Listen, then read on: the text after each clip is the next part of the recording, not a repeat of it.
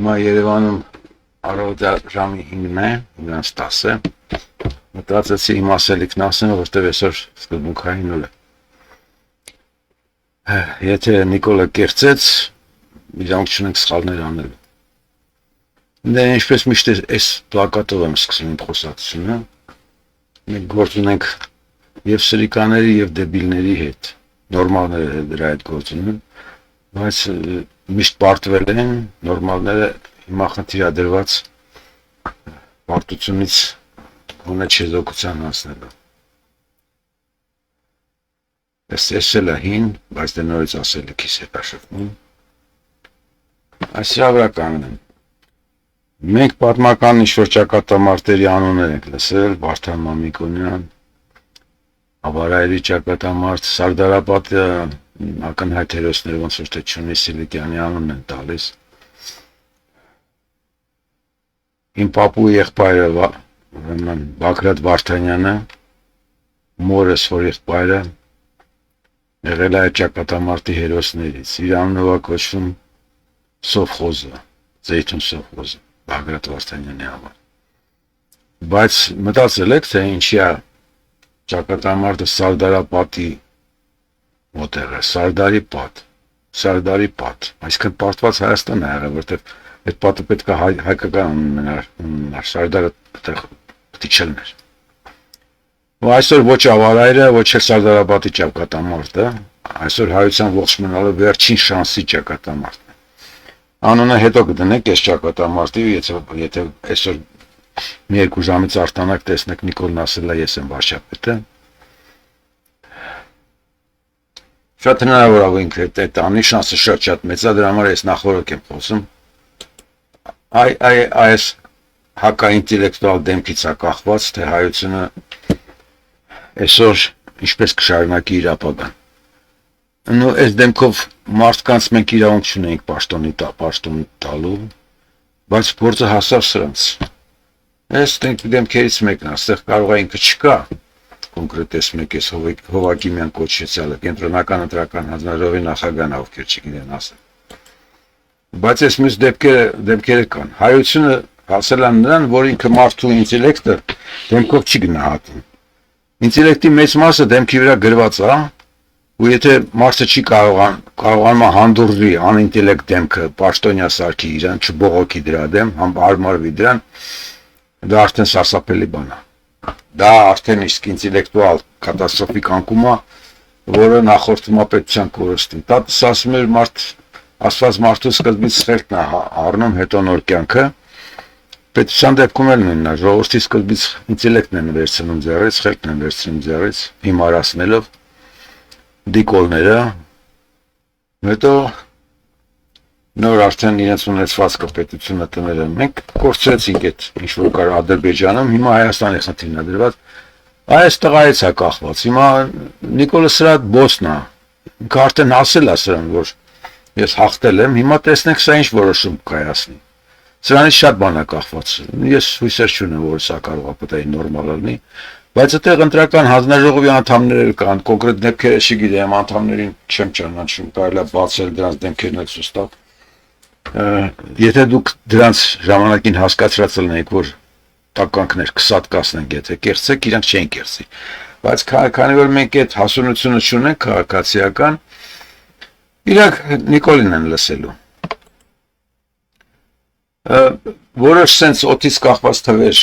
եւ եզրակացություններ անեմ։ Ուրեմն իմ կարծիքով իշխանությունից անմիջականորեն կախված է բնակչության մոտ 25%-ը։ Դրանք են պետական աշխատողներ, դպրոցի դիրեկտորներ, որտեղ ընտրական հանձնաժողովներն են, դրանց բարեկամները, մերձավորները։ Այդ մի առանձին կաստա է, պրոիշխանական կաստան է, տարբեր երկրներում տարբեր թիվ է, բայց Հայաստանում քանի որ մենք տնտեսություն չունենք, ազատ տնտեսություն չկա, կապիտալիզմ իսկական չկա,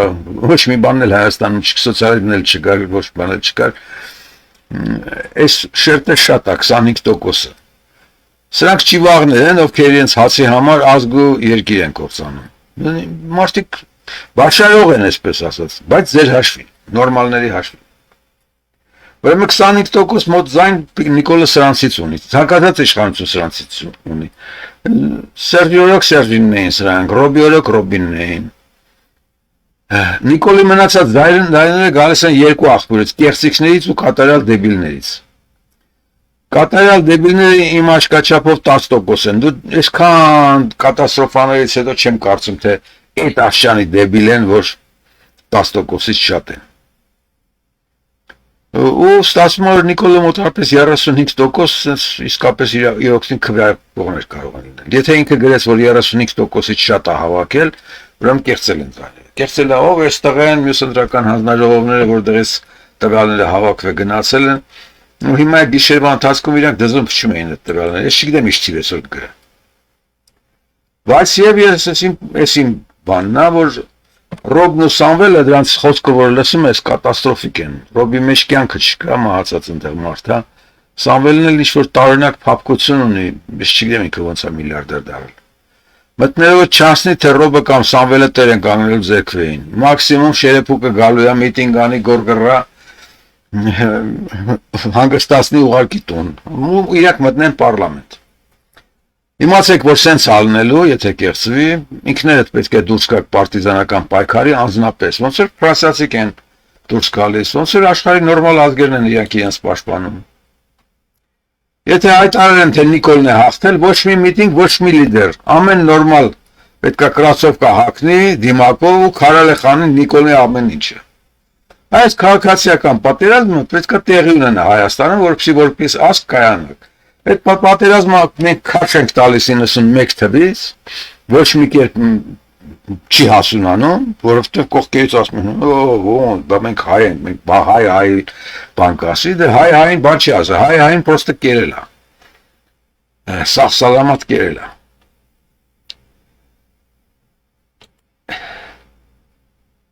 Հիմա ես կետարկետ նշեմ, թե ինչա պետք անել այսօր, եթե պարզվի, որ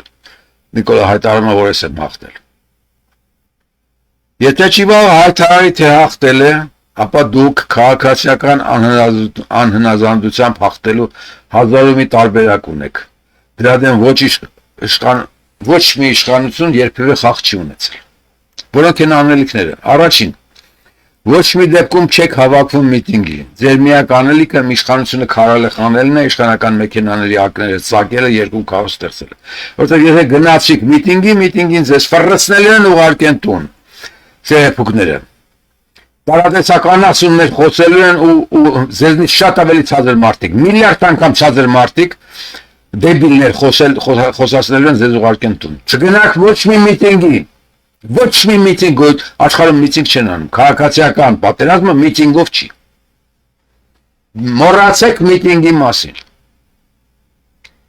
Երկրորդ, հենց կենցաղում, ձեր շրջապատում, իրար հետ խոսալից, պահանջում եք ընդդիմությունից, որ ոչ մեկը մանդատ չվերցնի։ Կարակ պլակատները սենց գրեք, մանդատ չվերցնեք տականքներ, եթե պարտվել եք։ Երրորդ, եւ Նիկոլին եւ նիկոլականներին հայտարարում եք օրենքից ու հայությունից դուրս։ Ոչ խոսում եք հետները, ոչ բարևում, ոչ դրանց ձեր բարեկամության մեջ, ով էլ լինի, նույնիսկ քո հերն լինի իմացի, որ այդ հերդ քո դեմ է գործել։ Չորրորդ, ձեզ ծանոթ մաս մեդիայի մեկնաբաններին ու իշխանական էկրաններին երևացող բոլորին հայտարարում եք աննասուն։ Մի լսեք հեռուստացույցը, ոչ մի բանի մի լսեք, ոչ մեկին մի լսեք, չկա, մենակ դուք եք ձերքվեն, գնացեք քվե եք տվել, կեղծել են, նշանակում ձեզ սպանել են։ Եթե ձեր ձայնը հաշվի առնված չի, կամ մի ձայն ավելակցած ձեզնից կեղծ, այդ նշանակում ձեզ են սպանել։ Դուք ձեր վրա ժպտեք։ Հինգերորդ, կանայք աման չամանով ամեն մեկն իր բակում զրնգացնում է օր ու գիշեր, մենակով թե հարևաններով, կապ չունի, մի սպասի թե մեկը կանի հետ։ Ինքը դուրս արի սկսի ծնգացնել, կգան, խփեն, ինչ կանեն, չեն սպանի, դիմացի, բայց դու քունն արա։